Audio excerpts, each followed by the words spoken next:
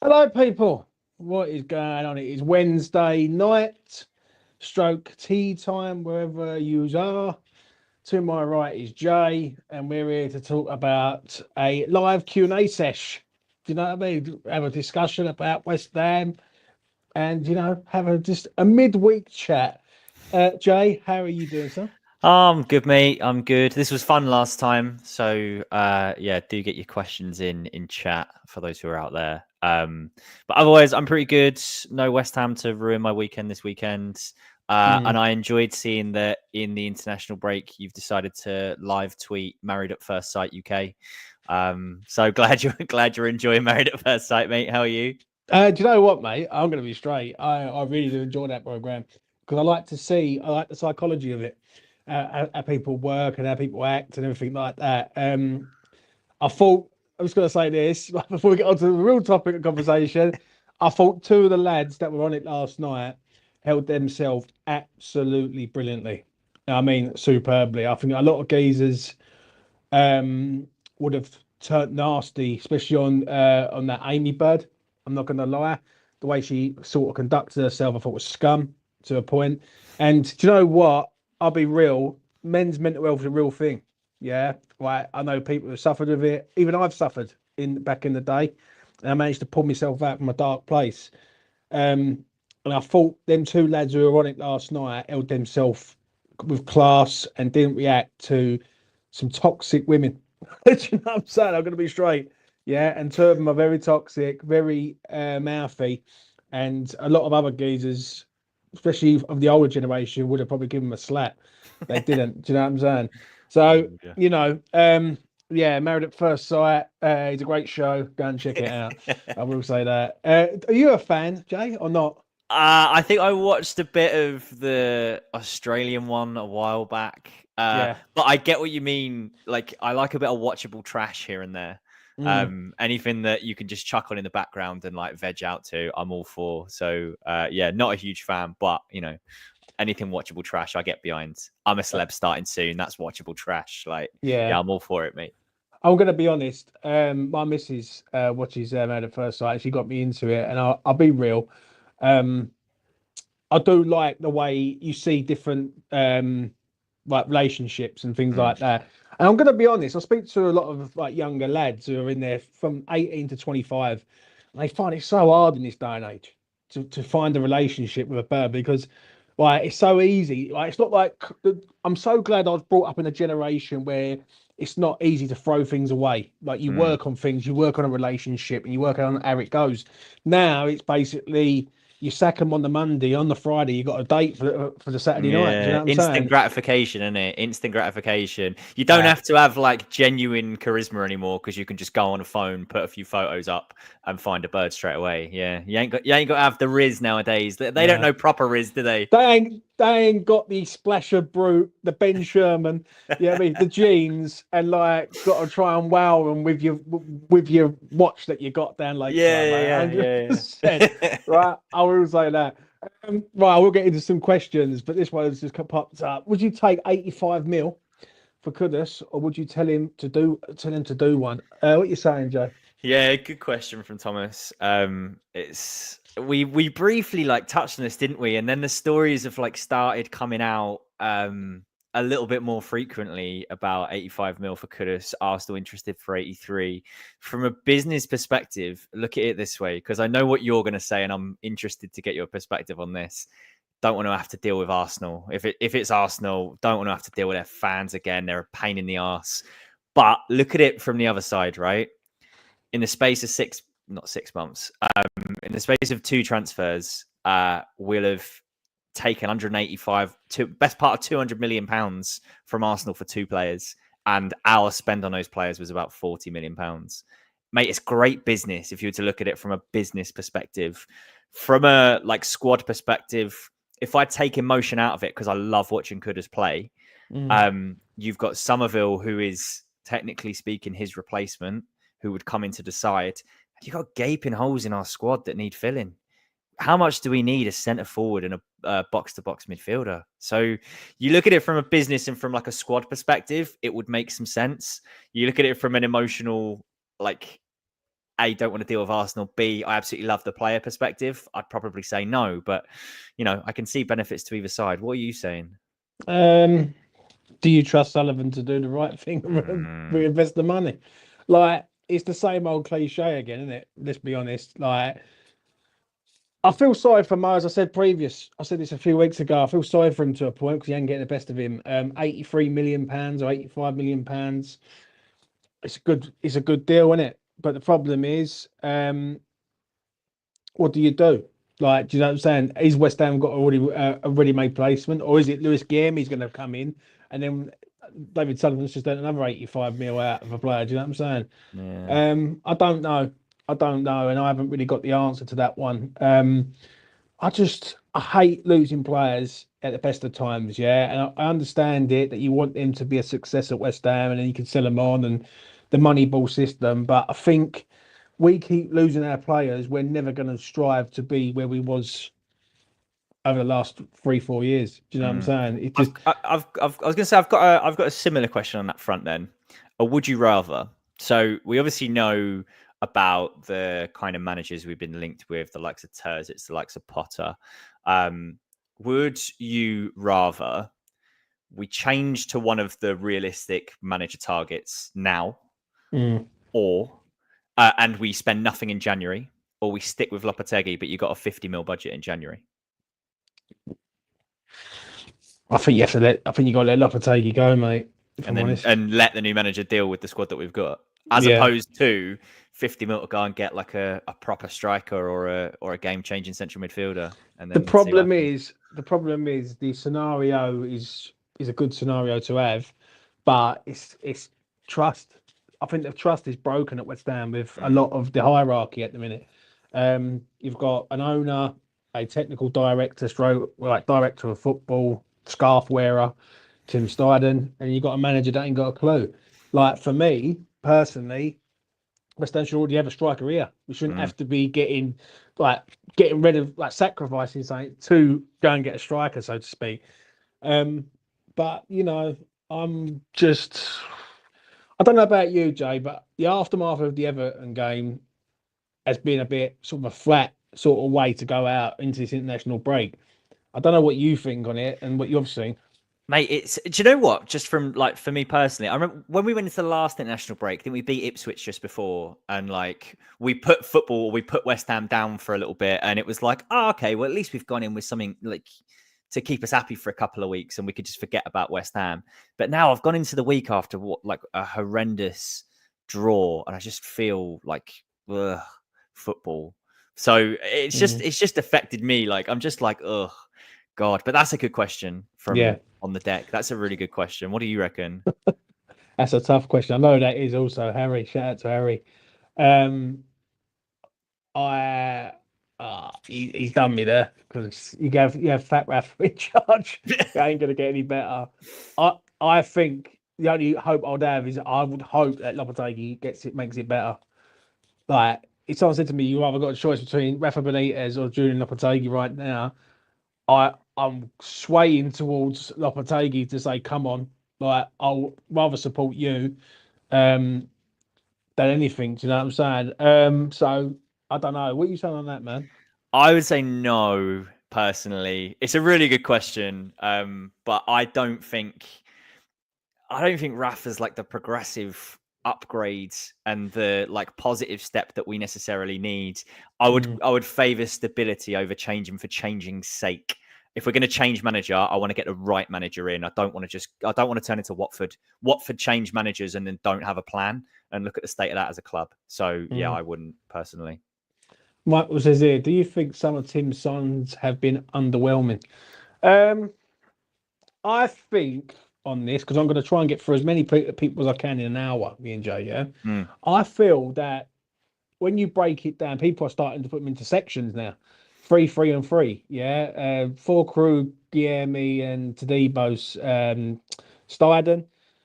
League One, Wes, Somerville, and who's the other one? I think it's Max Kilman. I think there's someone else who's Sullivan's, and then the other three are Lopetegui's. So you got like Soler and what's his name, Rodriguez, and the other one. I can't think what the other one is. Wan-Bissaka. So yeah, like, do you know what? What I think is the problem is that what people were told last year, and I'm going to say this, I am right now. A lot of YouTube channels have got to take a lot of blame for this. I'm going to be fucking honest, yeah, because a lot of people were saying stuff and not knowing the full facts and basically saying it for their own benefit for a point, and now it's come back and bit them on the arse. Now, I'd love someone to come on here anytime they like and tell me what I've said that is wrong, because I think what I've said has been pretty spot on. I told everyone about Lopetegui. I said Sullivan will do this, and people still come at me now saying, "Oh, you're saying it, but you've got an agenda." And I'm like, "No, I haven't got an agenda against Sullivan. I fucking hate Sullivan." I'm saying there's a bit of a difference, yeah. I despise him, hate, yeah. That's a strong word, and I do hate this man with a passion. But I haven't been wrong. I simply haven't been wrong, and I'd love someone to come and tell me what I've said, which is so wrong. And I think it's just escalated from that. I think you got people that are very much against the owner, like myself. There's people who have turned on Steiden, and then people are looking at Lopetegui and saying, "Well, it wasn't our first choice." I think it's a collective, if I'm being honest. I don't know about you, Jay.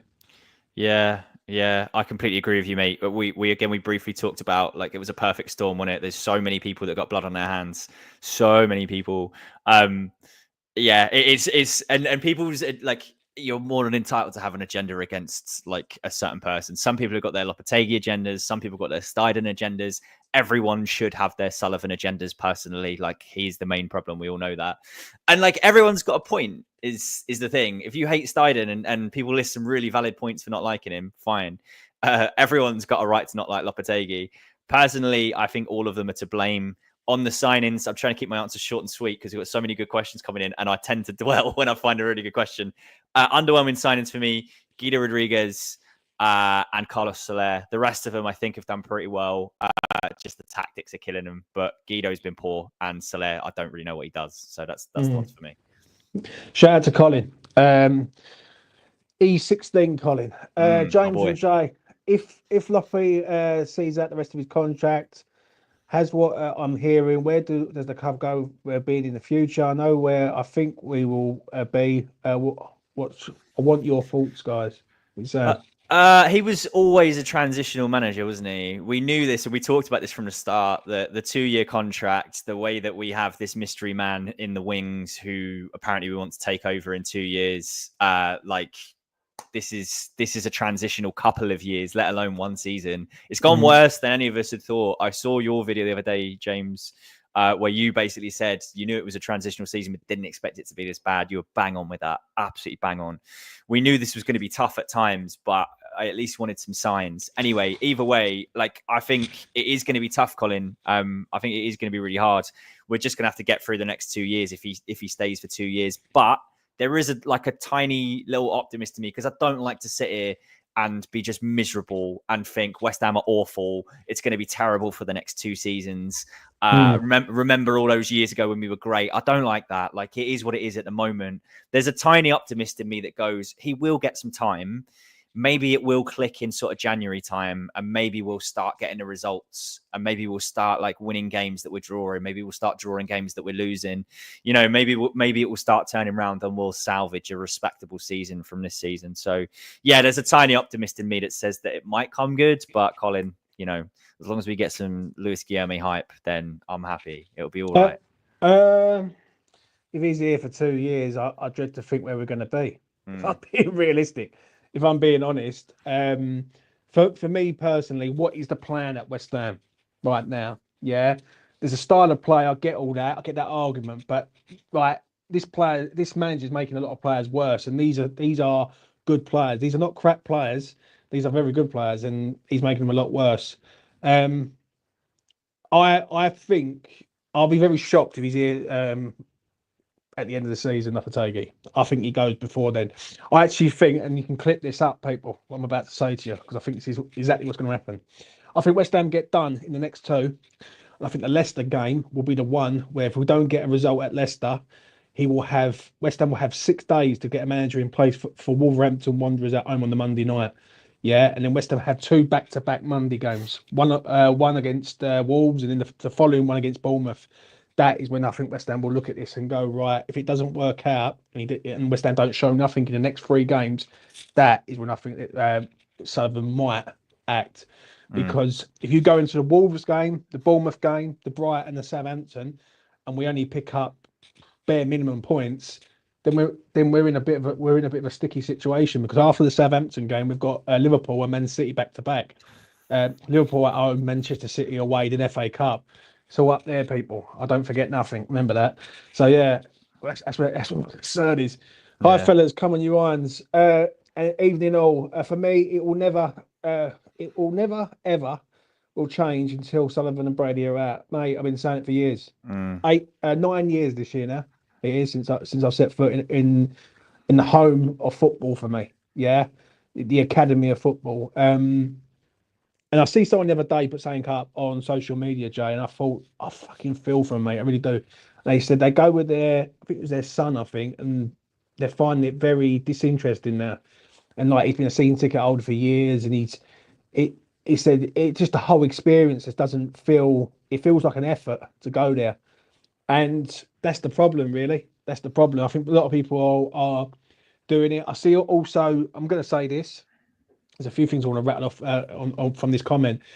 There was a clipped Talk Sport video that I put up on social media, of a man pouring his heart out, and you got Bill and Ben, the fucking pricks, in Jason Cundy and Jamie O'Hara laughing, to them wankers out there, complete bunch of fucking plums, don't deserve no time of day at all, But what the man was saying, I make him 100% right. Like, he's finding it hard. Like, and he's saying the problem is Sullivan, right?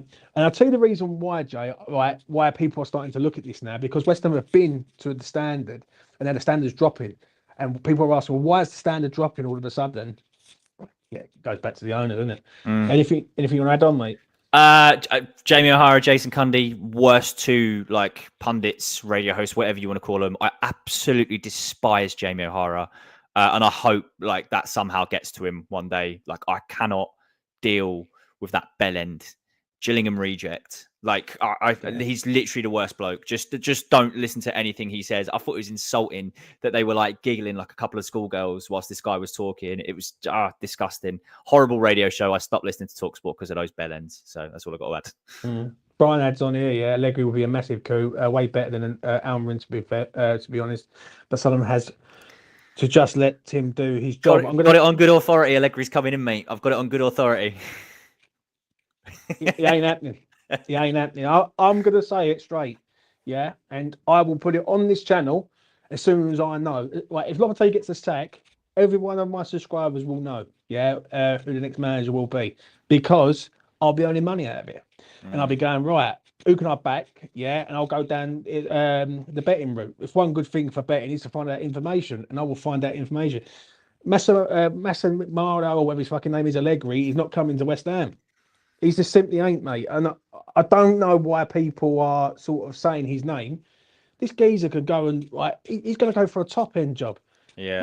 Like, West Ham are currently what, 14th, 15th in the league? He ain't coming to West Ham, mate. Yeah. But and the thing is, I'm going to be straight when I say this. I don't mean no offence to anyone, but this season I'm not taking no shit and no bollocks like I did last season.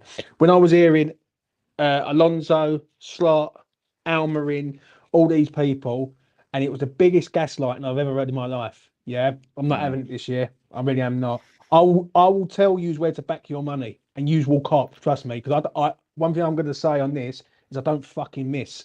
I was right about Lopetegui for a long time, and people laughed at me last year. They're not laughing now, are they? You know what I mean? They're saying, like, all my so-called trolls, Jay, they've all fucked off. Do you know what I mean? So, it's very quiet in certain areas now, isn't it? On the manager front, there's two distinct groups of managers, right? When we're talking about who could be the next manager, there's the dream ones like Allegri, which would be a great coup for West Ham, but never going to happen. There's the realistic ones that we go, yeah, maybe like your Terzic's, your Potters, not glamorous names, but there's actually a good chance that they'd come. I see the name Conceição in chat a few times as well. Again, anyone who's seen me talk the last few weeks, I'm totally behind that guy. He's the most. The problem is it makes too much sense. Yes, he doesn't have like the deal breaker for Sullivan is no Premier League experience. Great win rate in the Portuguese league. Plays progressive kind of football. I'm sure would jump at a chance if terms were right to come to the Premier League and manage West Ham.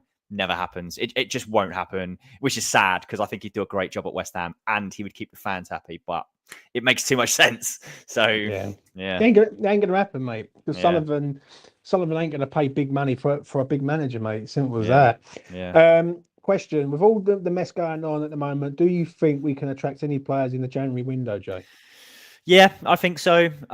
If we had budget, which I don't reckon we will, I have this horrible feeling it's going to be more of we tried FC, and this could, if Lopetegui's somehow still there, this could be the straw that breaks the camel's back on his front because we know that he likes to throw his toys out the pram if it doesn't get his way. So keep an eye on the January transfer window because it could cause some fireworks. It could cause some interesting stuff. But yeah, like I think we've still got Paul. I think we, regardless of how, as long as we're not like bottom 3 at Christmas, I think we've still got Paul and we could still attract the right kinds of players in January. What Brian says here, yeah, let's all be totally 100% honest here. None of us wanted Lopetegui, but we did the right thing and backed the man. And it's clear to see it's not working out, unfortunately, but we need to change it as soon as possible. The only thing I'm going to disagree with you there, Brian, is everyone wanted to change a manager. And the thing that they've got wrong is they believed that Steidten was picking the manager. Steidten was never picking the manager, mate. Sullivan always picks the manager. And at the end of the day, when you ask for change and when you get the next man come in, whether you like it or not, you've got to back the man. Simple as that. Whether or not that's Moyes or that's Lopetegui or the next man after this. The issue is people were sold a cock and ball story last year saying that Steidten's going to do this, Steidten's going to do that, Steidten's going to change the game of West Ham. And anyone with half a brain cell knows that Sullivan runs the show. He runs the show and he always has done, always will do. And basically, no one's bigger than Sullivan. It's as simple as that. And I will say it to you as calm as I can do. No one's bigger than Sullivan. Yes, that Sullivan is at West Ham waiting to buy that buy the stadium or get his hands on that stadium so he owns it. And then once he does, he's got an absolute golden egg to a point where he can sell it for a vast amount of money. That's what it is. It's like people turn into Kretinsky and going, Kretinsky's got to do more. He's an investor. He's a minority investor. He's parked his money somewhere sensible. In 10 years' time, when we own that stadium, he takes his money out and he makes a massive, massive profit. So I agree. Like, again, Kretinsky's coming for a bit of criticism, but like, yeah, you're looking in the wrong place if you're looking for salvation, is what I'd say. Yeah. Michael says here, yeah. Can you see our disciplinary getting worse or better? It seems to have gotten rotten at the minute. I'm going to be honest. I don't know on that one because if I've got this right, Paqueta's one booking away from suspension. If you want to have a little punt now, yeah, I might get this one right. Yeah, I think Paqueta will get booked in the Arsenal game because he's not going to be about against Leicester. If I've got that right, I think he's got a hearing in Brazil or something like that. So don't be surprised if he gets booked in that game, yeah, and then misses the Leicester game through suspension, and he hits 2 birds with 1 stone. You know what I mean? Because he's technically not going to be there. If I've got that right, you don't like. I'm sure I've heard that right, 100%. The question is, can he like restrain himself for another game and not get booked in the next game? Is the Sullivan Fuji dolls? That's a good one. Oh mate, I would flog them on here, mate. Trust me. I make a killing. Do you know what I mean? A pound a doll. Do you know what I'm saying? Yeah. Sullivan should be the only issue for everybody. It's basic plumbing shit trickling down. I agree, mate. Can I just say on that as well? Like when I talked about people have got their different like agendas, totally valid. A lot of them. Steiden's his own worst enemy in this front because he's so like big on his like egotistical self promotion.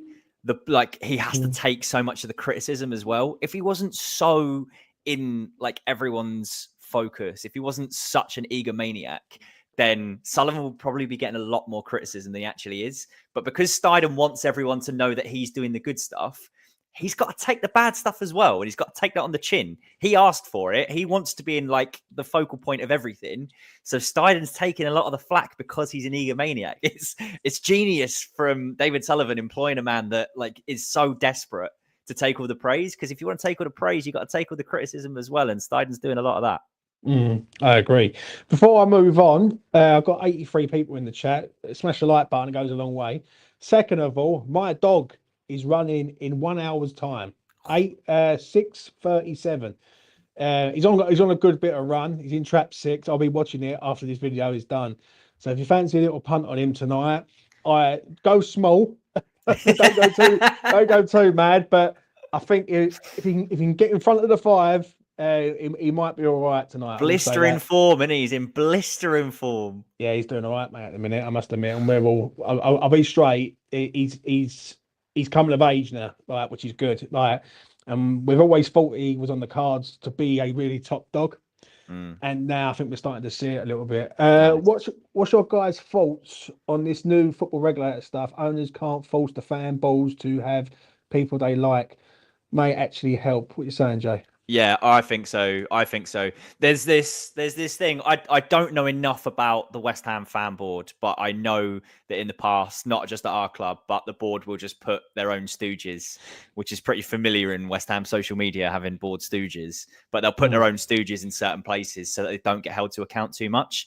The external regulator for football can only be a good thing, especially when it comes to FFP, especially when it comes to like ticket prices. I saw Fulham are charging like £150 for a ticket in their new stand for a game against Arsenal. Mate, it's Fulham, lads. It's Fulham. Like, regardless of whether it's Fulham or not, it's just too expensive for football. How much would you say? If you was right, I'll take a comment off for a second. Yeah, how much would you say is a fair price to charge a ticket at West Ham for you? Just cast your mind back to little David Sullivan saying in a press conference before we moved that moving to the London Stadium would allow us to actually reduce ticket prices and have the cheapest ticket in the Premier League. So, and he lied to us on that. We've now got one of the most expensive. Granted, we do the PR stuff and we do kids for £1, which is great. Yeah, exactly. I see the graveyard shift. I've got a mate who's a Wolves fan who potentially wants to come to the Wolves game. I don't know why. He's in for a night of misery. I see they're chucking tickets away for that. Tickets from £20 for that. It's a Monday night against Wolves. It's going to be horrid. It's going to be empty. So we do the PR stuff. I think so. I took my dad to the Everton game. I bought him a ticket, £50, and I'm in block 255. £50 to watch that. It's way too much. Way too much. I'd say £50 for Everton, £50 to sit like Bobby Moore lower would be like fair, but I'm saying like 35 quid for the seats that I have. I think the max you should probably pay for a ticket really is about 60 quid. If you're playing that Man City, Arsenal, Spurs and all that, I think you would pay the extra money for that. Yeah. You would, yeah, because like it's a big game, etc. I don't think kids should be charged adult prices and be sort of prized out. And as I always say, I do feel for the young family, yeah, who you got a young lad who's early 30s, maybe mid 30s. He's got 2 kids and a missus who want to go to the games, and he's doing in excess of about 300 to 400 quid. Like, and the time you add it all up, that's just not sustainable over a season. Like, you can't do it. There's going to come at times where a kid ain't going to be able to go and things like that, and he's missing out because he's being priced out. Yeah, I think that's one of the major things with me, which I've got the gripe with Sullivan, is because he's tried to turn West Ham into a franchise for his own financial gain. Yeah, he's not made us great to make us be like competing for Champions Leagues and things like that. Do you know what I mean, we could just about compete for top 10 at the minute. So you know, where the anger comes with me.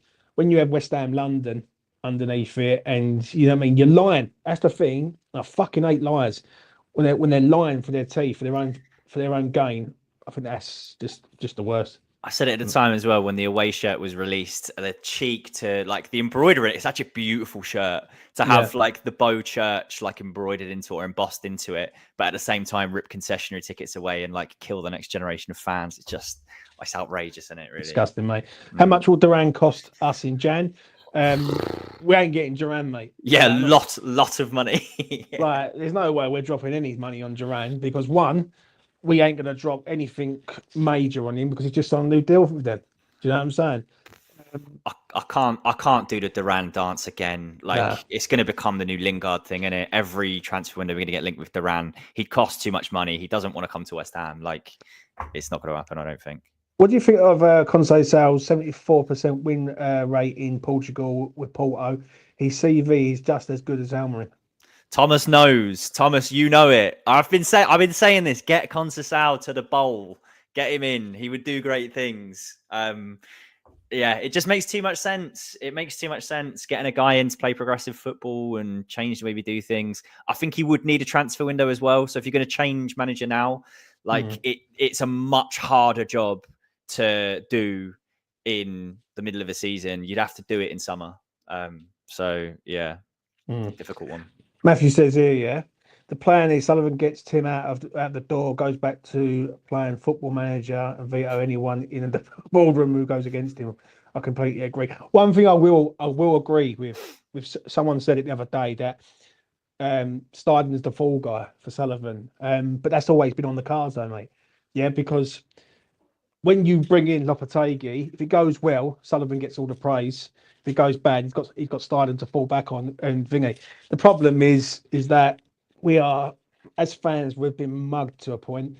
And this is, I'll be honest, Jay, this is the reason why I sort of defended Moyes quite a lot over his tenure. Because I'd never seen West Ham that good and West Ham in that moment. And that wasn't because Sullivan's doing. You know what I mean? It wasn't, like people saying, oh yeah, Sullivan's putting money into the club. He's got a duty of care to this club to put money into his club. Yeah. Right. Like, and when you own something, like whether it's an house or a car, yeah, you've got to maintain that. Yeah. And he's got to maintain West Ham. And let's have it right. He's maintaining it for his own financial gain. Let's not make out he's doing it for the love of the claret and blue, like all of us. Do you know what I mean? Because that geezer sits there with his Dolly Bird and just does fuck all. What's he do? Like, he just sits there and just like, he'd be lucky if he smiles at any time. Do you know what I mean? So I don't know. Like, my anger towards that man is very long and winded, but you know, it's just one of them. XG King is Potter. He had no true finishes at Brighton when he was there. What's that? Man-made. It was like a finisher. I must admit, he did. Do you know what? When he was at Brighton, Potter, I don't know about you, Jay, but he used to sort of set up in ways that he was very hard to beat, and he'd nick a game to a point. I remember a time when they couldn't score a goal. Yeah, I do remember. I think the first time I saw Potter's Brighton at London Stadium, I was absolutely blown away by him. Like I remember sitting there. I remember Cucurella was unplayable. Yeah. He was so good in that left wing back role, and they played such good football. And that was the day. I think Morpay scored like an overhead kick in the last minute. But I thought they were sensational in that game. I thought they were absolutely brilliant. I remember a game when West Ham played where it was a Friday night and we played them at the LS and we lost 3-0. I think it was. Yeah, I was there. I'll tell you the reason why I know that is because that was the day that my granddad was laid to rest. Yeah, because my granddad had passed away. Yeah. And he was a massive West Ham fan. And obviously I wasn't doing YouTube at the time or anything like that. And he was one of the inspirations really for me to get into this game. Yeah. Because obviously he's the one who sort of told me, Plasto boy, yeah, to sort of get up and fucking get at it sort of thing. And that's what I've done ever since. And I remember that game when we got absolutely blitzed. And all my family was in like at the do, and they was all going fucking berserk because we're just getting completely smashed to bits. I'm not too sure who that was under. I think it was under Pellegrini, I think, if I got that right. No, I think it was under Bilic. I think Was it was it? Bilic. Yeah, I think it was Yeah. Bilic. I'm not 100% sure on that, but I think it was Bilic. Yeah. Someone correct me if I'm wrong. Oh, who was the guy that scored the absolute banger? Someone in chat will tell me. He was a legend on FIFA. He cut in from the left wing and slapped one top bins against us that day. Yeah, I can't think of it. I can't think of it. I But can't remember his fucking name. I know you're on about though. did Yeah. absolutely nothing for Brighton other than score an absolute worldie against us. Classic West Ham. Yeah. Typical us, isn't it? Matthew says the mayor doesn't want to sell the ground. The league is happy we ain't a threat to the top six, and the media are happy that they have a big side to kick in. Fuck all will change.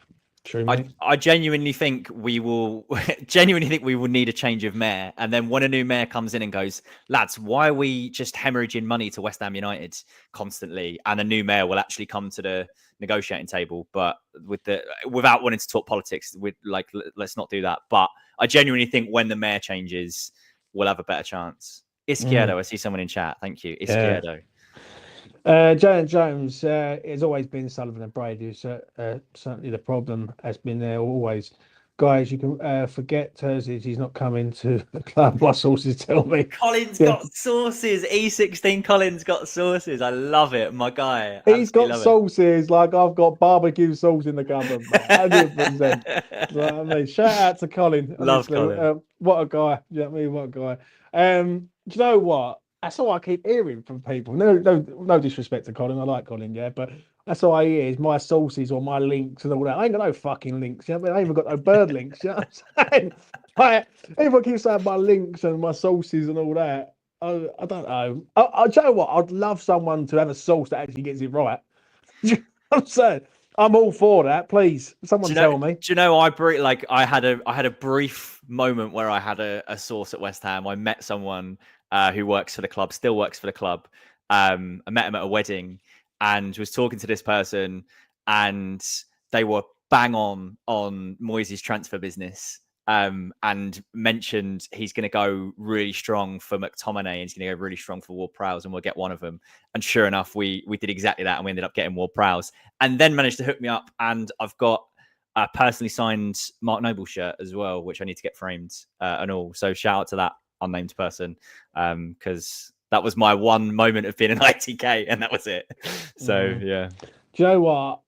Just want to say this before. I think he's in the chat somewhere, Steve. I done a good deed last night. See, I'm not a bad man. Yeah, anyone who thinks I am, I actually done a really good deed last night. I had a proper decent West Ham coat, Jay. Yeah, and as I am, I've put some timber on, and it don't fit no more. So I thought, right, I need to get rid of this because basically it's a really nice coat. I don't want to chuck it in the bin, and I've only wore it twice. Yeah, and I was fuming, but the gut don't lie. So I messaged a subscriber and I run it around his house and he was made up. I went up to his front door, knocked on his door, give it to him, and he was overwhelmed to a point. And yeah, shout out to Steve. And he cherished that. And yeah, do you know what I mean? I'm a fucking decent geezer, and I'm like everyone else. I will sit there and have a beer with anyone. Yeah, do you know what I'm saying? But it's just.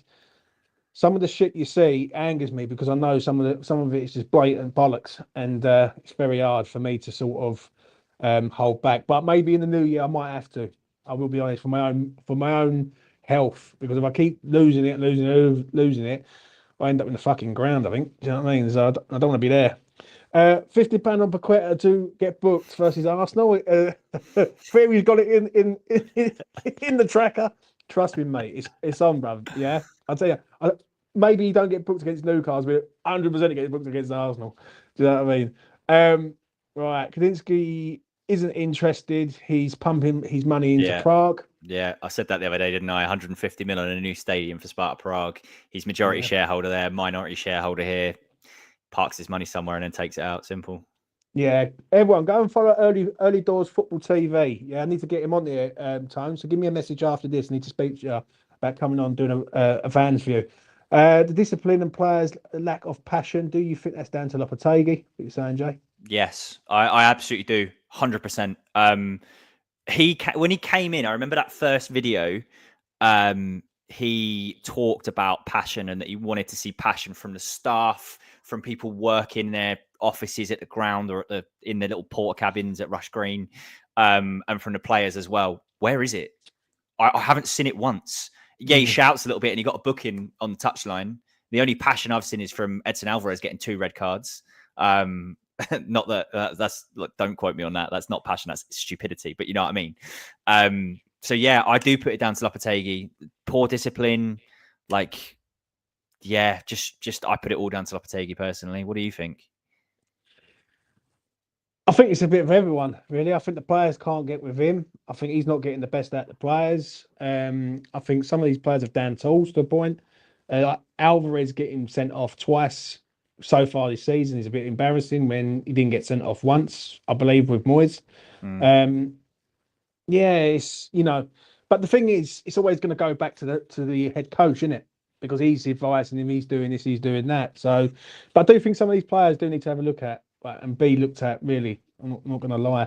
What's the dog called? Black Ball Rancho. It runs at Romford, race 1, trap 6. Get your dough on, mate. Honestly, but get it on its place and all. Cause I think it might place. Do you know what I mean? Oh, don't back down now, James. Come on, you've got everyone hyped for Black Ball Rancho, and now you go, no, actually. I know, but you know what? I fucking hate. I hate giving losers. I really do, and I hate it with a passion. Yeah.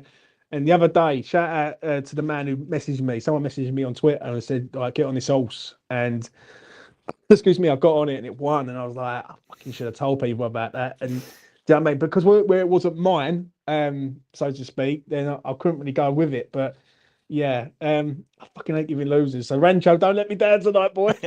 So, with the squad that we have, what would be your ideal formation under this Wally? Good question. We play a 4-3-3. I actually think it's really, really simple. 4-2-3-1. Get Kudus in the 10. Get some of it on the left. Get Bowen on the right. We've been saying for a while you can't call for Danny Ings to start in 2024. He's looking better and better. That's a great comment. Dingsy's looking better and better. So maybe even get a Dingsy start in there. But the vacuum of space in the number 10 area is the issue personally. So yeah, 4-2-3-1 for me. If Bowen gets a chance for England, will it be the old Bowen or this season's Bowen? I said before, the problem with Bowen for England is England have too much possession and he's not a possession player. When he comes on for 15 minutes for England and he gets to run at a tiring fullback, he causes so many problems because he can just be direct and do what he does best. When he's playing in a system where he has to have too much of the ball, he struggles a bit. And that's where Saka's a better player.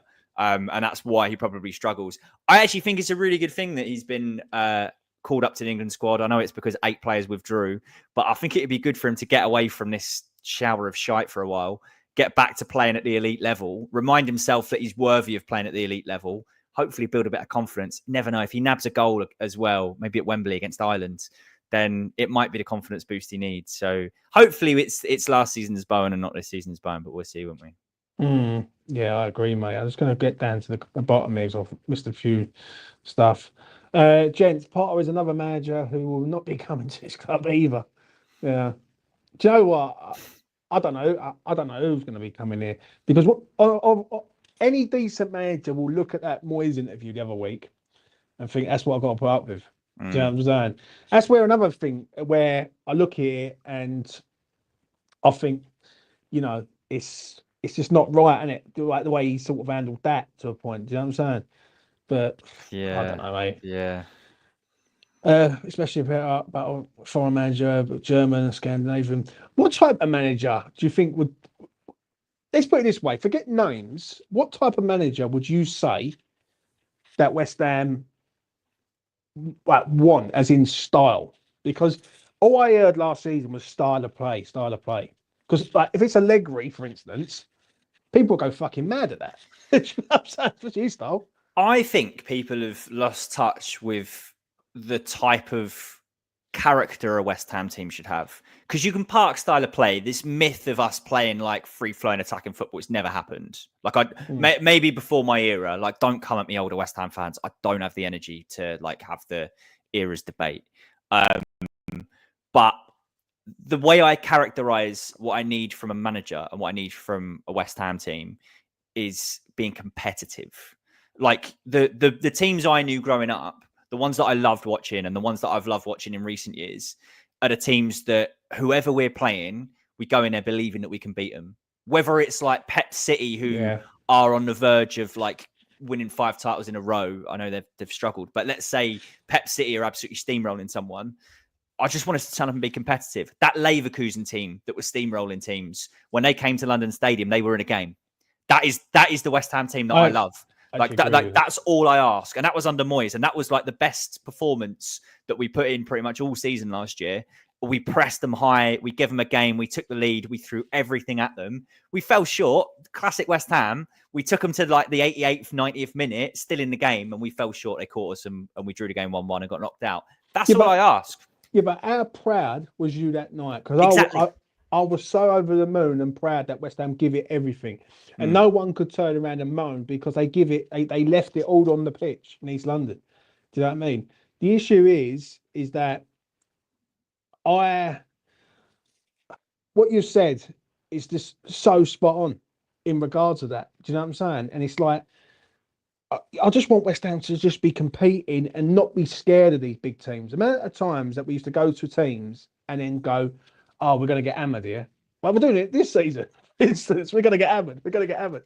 Like, I want us to be at least decent enough. Do you know what I'm saying? This is the thing. Yeah. Like I want to like people lose in touch with what they want to see from West Ham players as well. Like I see Thomas Souček gets a lot of criticism. Somebody said something along the lines of nobody in the current squad would die for the shirt, maybe Jared Bowen. And somebody, I can't remember who, so I can't credit who it was that tweeted it, but somebody was like, no, it was Paul. It was Club Shop Hammer Paul, who is doing God's work at the moment. And he literally posted a picture of all the times that Thomas Souček has been pissing blood out of his head and was like, this guy's pretty much got stage 6 dementia.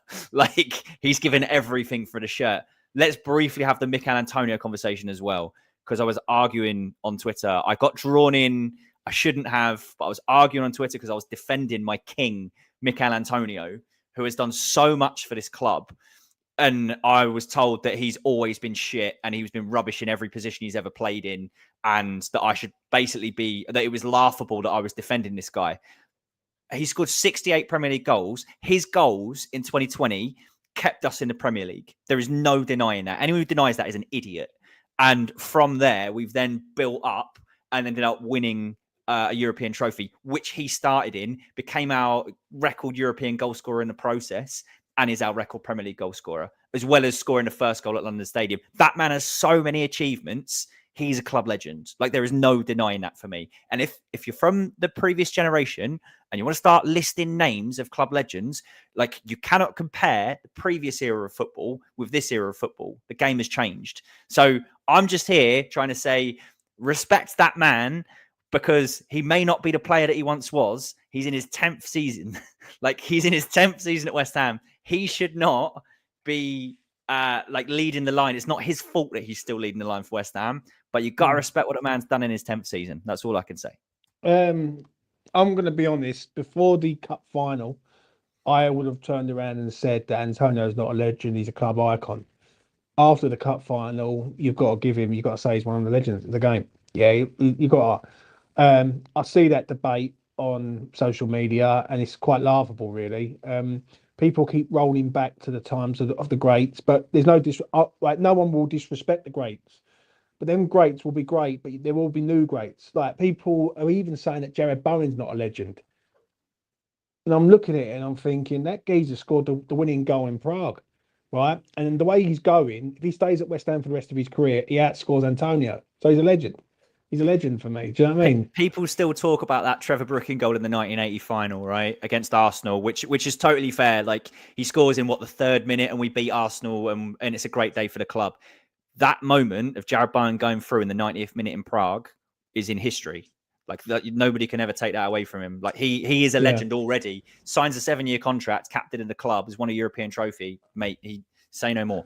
I would love someone to come on this channel, yeah. And I'd be so respectful. I say, right, this is the reason why you think he's not. Because I don't get it. It's not me being a fanboy or nothing like that. I'm just being honest. I'm being straight. Like I think that you have to build up to stuff. And even Obama to a point. I ain't gonna say he's a legend, but he's definitely up there for being like a long-serving player at West Ham. Cresswell.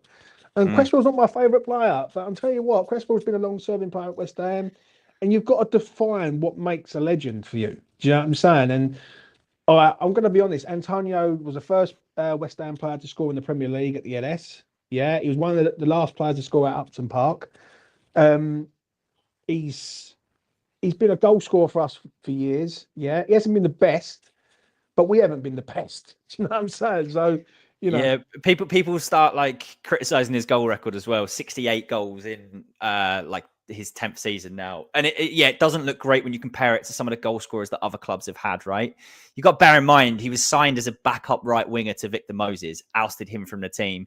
Played left wing, left back, right back, left wing back, right wing back. He's played everywhere. And he's still got 68 Premier League goals. And he was injury prone. He's not the prettiest of players. He scored his first goal with his arse. Like he is not the prettiest player, but he consistently scored 10 goals a season, I think 3 years in a row. What other striker's done that for West Ham since Paulo Di Canio? Name one. I'll sit here and wait if anyone in chat can name one. So there was this. I'd love to come on your channel, but the way I've been feeling, I will be banned. You're more than welcome to come on, mate. You won't be banned. Far from it. You know what I mean? I'll let anyone on this channel. I do mean anyone. Let's get down to the bottom here. So I do apologise if I've missed any of your comments. James Moore flip-flopping on the dog then. Nothing, yeah, I know, mate. I've got to be honest. I've got to sort that out. Mate, I'm so far behind. Let's get down to the bottom here.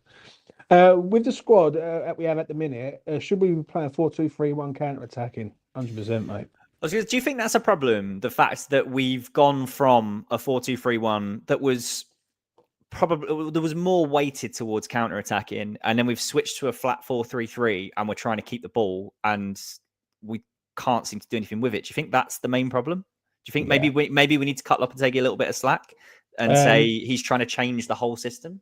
I don't know about that one. Cutting him some slack. I think when you're playing Rodriguez, Alvarez as two DMs in a free man, you ain't gonna build up nothing, are you? So basically, what we're saying is that Lucas Paqueta is the only one to build up.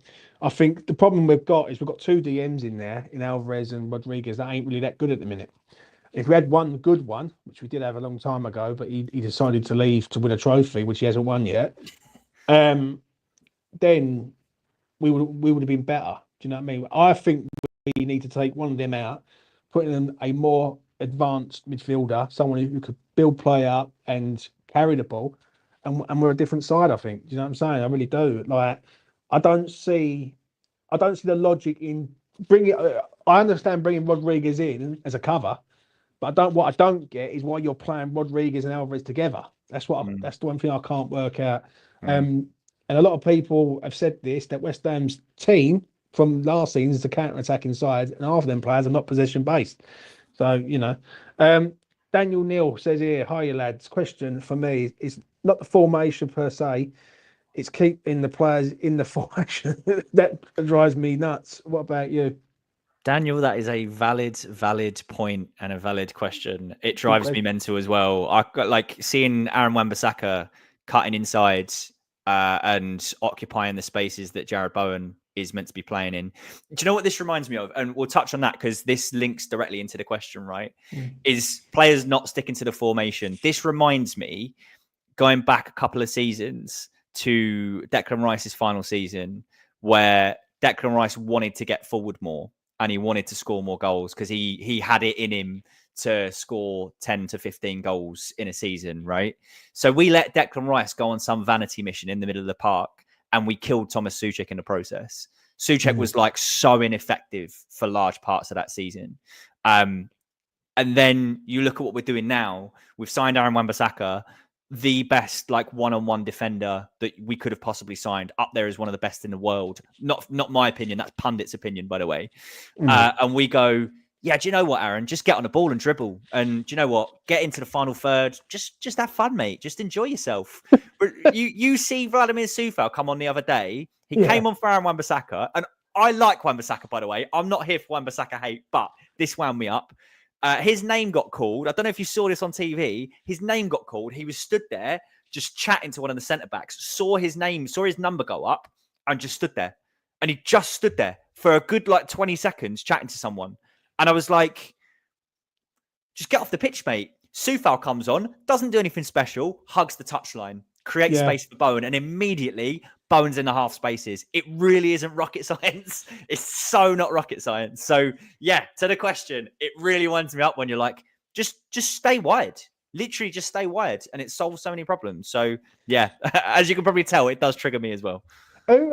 Yeah, we've gathered that one. Right. Who would you say West Ham's worst player has been this season, Jay, for you? Oh, God. I find that really hard to answer because you look at the start of the season, Mavropanos was a liability. When Thomas Souček was playing in the number 10 and having 6 touches per game, he was a liability. You could look at Emerson had a couple of bad games. Paqueta was woeful at the start of the season. There's so many different phases where certain players have been bad and then they've had good games. I can't put a single player. Maybe Guido Rodriguez, maybe Carlos Soler. I don't know, but I think the tactics have just killed so many players that used to be good Premier League players and now are pony. What do you? Could you put one name on it? I think Bowen is a shadow of himself. I really do. Bowen scored how many goals last year? 16 was it? 16 goals he scored last year. I think Bowen's a shadow of himself. I think Lucas Paqueta has been bad for about a year. I'm going to be honest. I agree with what people are saying in the chat about Areola, but I feel sorry for Areola to a point because yet again, what dumb prick decides to play out of the back with no ball playing goalkeeper? Just makes no sense. If you're going to play out the back, fair enough. I can accept that to a point, but at least have a ball playing goalkeeper for Christ's sake. Do you know what I mean? Or go out and buy one. Do you know what I mean? But don't worry, League One Wes is here. I feel Mo is a shadow of himself. I think there's a lot of players that are just, like you say, one good game, no consistency. Yeah, not all that. And I do,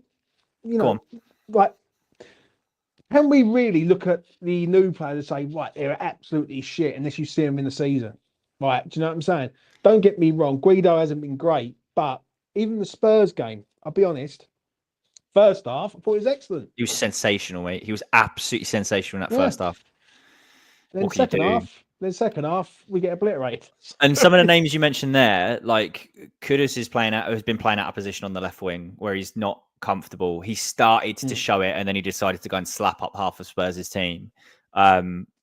Bowen's a victim of the Aaron Wan-Bissaka experiment. I'd still put it down to the tactics. I still just put it down to the fact that we're not playing to this squad strength, and this is where Steiden ends up coming in for a lot of criticism, where he's bought a lot of good individual players. I actually think of all the players he's signed, they are all talented footballers, but they don't suit the style that we're trying to play. And that is a massive, massive problem. So you either have to change the style of play or you have to change the players, and you can't change all the players. So yeah, I know what you're saying, mate. I know what you're saying. Before we come towards the end, let's have a bit of fun for once. Who is your who would you say is your Mount Rushmore of 4 people related to West Ham? So you can either have players, managers, owners. I did see this on TalkSport and I thought I'd bring it to E20. Who would your 4 people be for Mount Rushmore, Joe? Oh, God. How many times can I put Mikel Antonio in there? I mean, Bobby Moore's obviously got to be your first one on the stone, on the cliff. I don't know what to, that first name on the list. I don't know what to call it. I would say Bobby Moore, Billy Bonds. I would say maybe Trevor Brooking. But what would you say in your lifetime? In my lifetime? Oh, wow. That's a good one. Mark Noble. Like anyone who disputes Mark Noble can... We will go together on this one, right? I agree. He's on my list, 100%. Mark Noble for me, for what he's brought to West Ham and basically being loyal to West Ham. I think that deserves respect. Who would your second one be? Paolo Di Canio.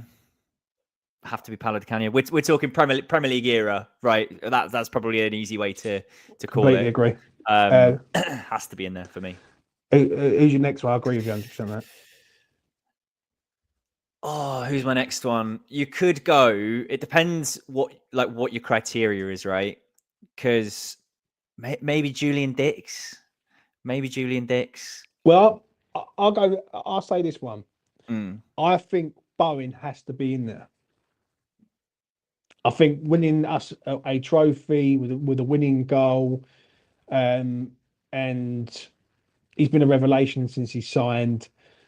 I think you have to put him in there as one of them players. Yeah, people say it's a bit too soon, etc. But you got to identify what he's done. Right, he's been a top goal scorer for West Ham. He's scored the winning goal in the final.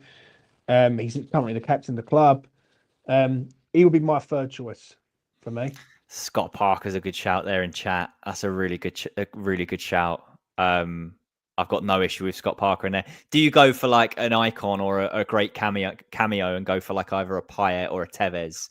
Because what Tevez did in that second half of the season is just like unmatched. It just him catching fire and he kept us up just from his goals. Or like Payet was just so iconic that season. Watching Dimitri Payet was such a pleasure.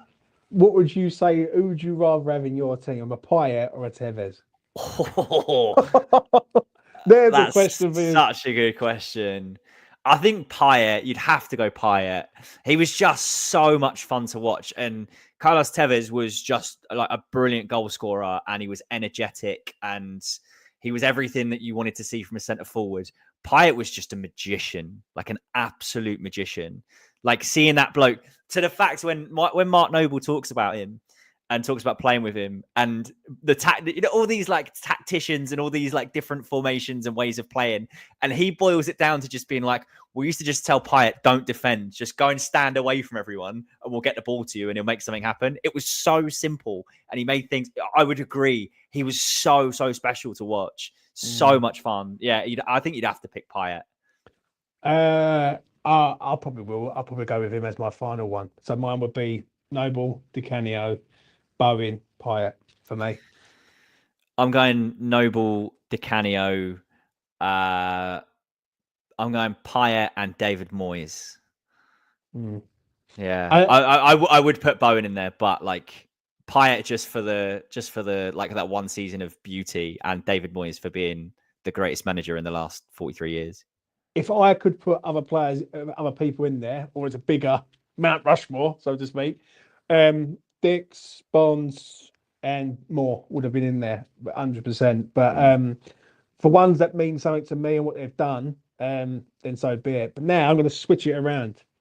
Now, as we come towards the end, name me the 4 worst players West Ham have had. Now, I think we'd all agree that Roberto, is one. Yeah. So we'll make that short and sweet with Roberto. Who's the other 3? Gökhan Torre. Remember that lad coming over from the Turkish league and coming over with Slaven Bilic's wonder signing, and he was absolutely pony. Who else could you put in there? What's the Carlos Sanchez? Carlos Sanchez is one of the worst footballers I've ever seen play. What was that? So we signed him for £4 million from Aston Villa, and they were absolutely laughing to the bank. He was horrendous, absolutely horrendous. What a strange signing. I'm gonna say. So I think, mate, we've had so many shit. Benny McCarthy, really greats on me. Remember Mido when Mido come online? Yeah. Oh my God, Christ! Yeah, Benny McCarthy, Mido.